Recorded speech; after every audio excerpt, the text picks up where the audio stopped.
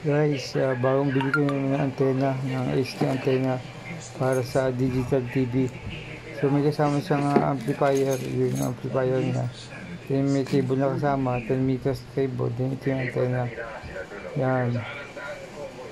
Hindi siya, parang directional din siya. Yan, kinabit ko siya sa tablet, kinabit. Yan yung itsura niyan.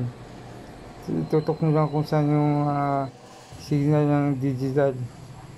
So yan po. Diyan ko kinabit yan. Mga 10 meters po yung haba ng cable. Pupunta sa TV. Yan.